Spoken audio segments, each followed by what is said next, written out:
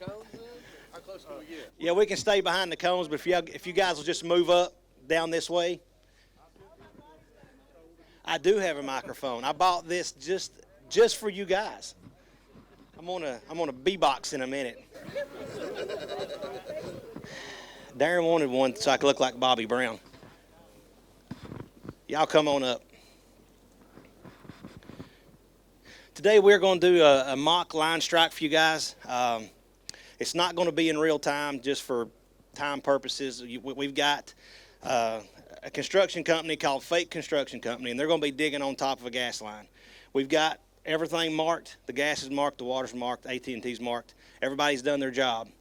So these guys are going to hit the line here in just a minute.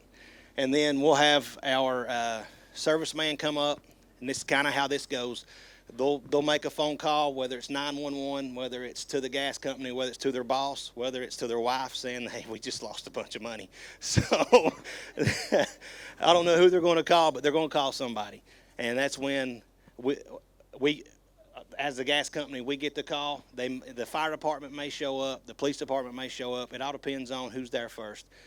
Sometimes they just beat us there just for time purposes. We may be across town or something. But anyway, the serviceman will show up. He'll assess the scene. The construction company or the construction workers for Powell Clinch will show up. They'll dig a bell hole, simulated digging a bell hole. We'll shut the gas off, repair the line, and that'll conclude that. That's part of it. So we'll go ahead and get started. If we get the guys, these are highly paid actors. We had to fly them in. You know, with COVID, work's been slow, so they decided to come out. They're going to be doing a lot of things wrong and just a couple things right. They did have a locate. They called in. They made sure the lines was marked. They checked with positive response. Everything was clear, so they started digging. As they start digging, you'll notice that he's got a spotter. He's at least doing something right. But now the spotter gets a phone call, and he's going to lay his shovel down. He's going to walk back, and the guy just keeps digging. Like, well, it's fine. He's not got the line spotted. He's just digging. I don't know if it's the guy on the machine's wife or the boss, but either way, it's for him. So I know none of you guys will do this, but he puts the phone up to his ear, and he just continues to dig. And it's not going to end well. Eventually, he's going to hit the gas line. The spotter's gone. He's not watching. So he hits the gas line. The spotter takes off running. The guy gets off the phone. He's on the phone. He's like, "Hey man, we just hit something. You need to call somebody. We need to get something going." So he calls 911. He calls the gas company. He calls his boss, whoever he's going to call, and then we get the ball rolling. So our serviceman's going to pull up. He's going to put all of his PPE on. He's going to get his GMI out. He's going to assess the situation as he's pulling up. He's going to look at wind direction. He's going to make sure the scene's safe where he can park it. He don't want to just drive up on this thing blowing. So he's going to stop at a safe distance and get out and assess the situation.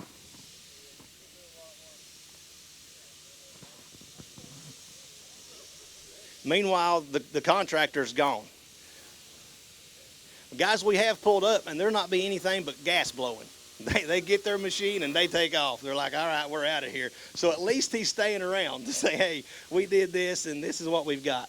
So as you watch the serviceman come up, he's going to stop every now and then. He's taking readings on his GMI to make sure that the scene's safe. And he's going to walk up, and he's looking at how much gas is in the area. He'll stop a couple times, and he'll walk all the way to the machine, and he'll assess whether or not we can go into this hole and fix the leak, or if we need to do something else. So when he gets there, he's decided that there's too much gas in that hole. He's looking for 2% gas, and he's decided that, hey, this is too much. We're going to have to do something else.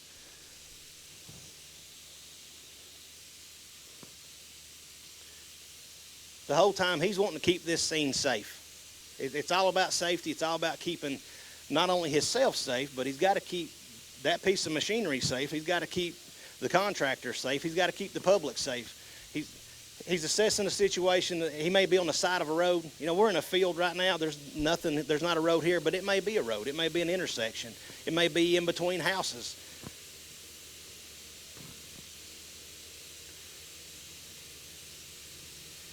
This line is a 4-inch line. He stuck a tooth in it. In our simulation, it really doesn't go anywhere. But if this went to a subdivision that we may lose 300 houses, then we can't just go in here and cut this line off. We've got to do something else. We can't have 300 houses off because it's 36 degrees today. It's cold. So we're going to do something else other than just dig a bell hole. We may have to dig 2 bell holes. If the scene's safe enough where our guys can suit up, they'll put suits on, they'll have oxygen in, they can get in here and fix this leak if we have to. The safest way is to dig a bell hole back here. And we're going to dig a hole and we'll squeeze the gas off there. That's the safest way to do it. We may have to dig 2. We may have to dig one on the other side. If it's double fed, we've got to have 2 bell holes. But the main thing is keeping gas to our customers and keeping everybody safe. So the crew pulls up, and they'll do kind of the same thing as the serviceman did. They'll put on all the protection equipment. He'll have a GMI, and he's going to take readings the whole time that he's here assessing this situation. They'll decide where to dig the bell hole, and for time constraints, it's already dug. But he'll take his readings and decide that right here's where we need to be. They'll have a squeeze off to squeeze that gas off so they can get in there and safely work that line.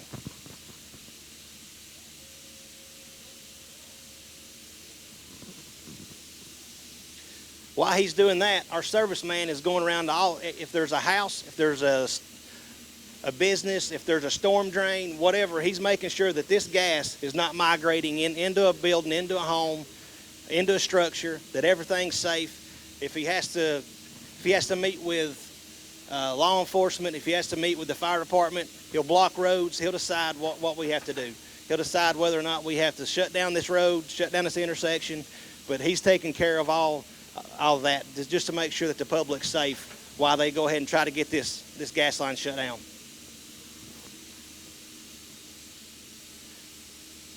While he's digging, he's going to make sure that the gas is not migrating back into this bell hole, so it's safe for the worker to get down there and cut the gas off.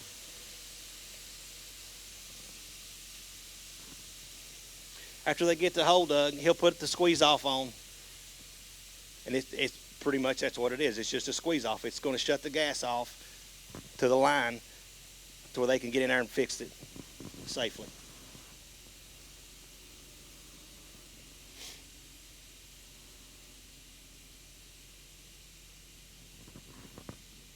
All this may take, it took probably 6 minutes to do this, but sometimes it may take all night to fix this gas leak. It all depends on how many customers we have off. It all depends on where this line goes. It all depends on if there's pavement, if there's concrete. Can we dig a bell hole? Can we not dig a bell hole? It all depends on every leak, every cut line that we go on is different. Every one of them. It's never going to be the same, but it may take hours. If our district is very big, so if nothing else, there's drive time. So we've got the gas off. The serviceman is going ahead and he's going to assess the situation back at the track hole to make sure it's safe for the guys to come fix it. When he decides it's safe, they'll come in and start the repair.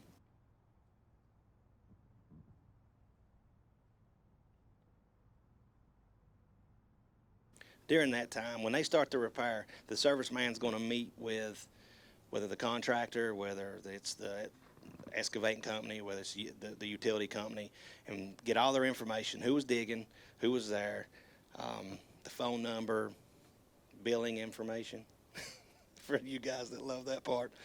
But he'll go and talk to them and get all that information, and then the construction crew will come and they'll repair the line. They've got their own GMI, and they'll make sure that the hole's safe to get in and dig, or to get in and repair the line. Some of you guys work with gas, some of you don't. After they fix this, while they're doing that, like I said before, you don't know how many customers are on this. They have to go and cut every one of those meters off. Everything downstream, if this is cut off, everybody that had gas down there is off of gas. So they have to go cut those meters off.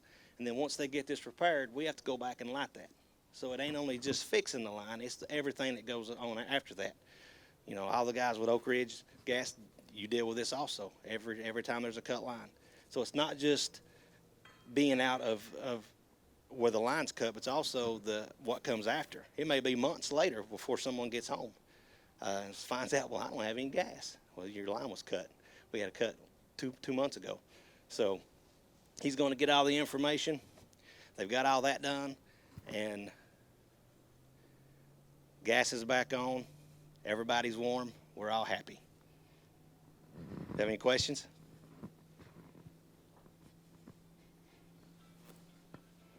No question. Is there a damage investigation on that to see if the marks are correct? They do. They do. He will show up. That's what he's going to do now. He's going to come up. He's got a hit kit, and he's going to lay this down in front of where he can see the line and see the marks to make sure that if our marks was wrong, then it's our fault, or if they were digging inside the tolerance zone. And Kathy's going to talk some more about the tolerance zones inside. She's going to elaborate on that here in just a little bit. But he'll lay this down. He'll take pictures and document everything that's going on. So yes, there is an investigation on every one of them. With technology today, everybody's got a camera. Everybody's got a camera.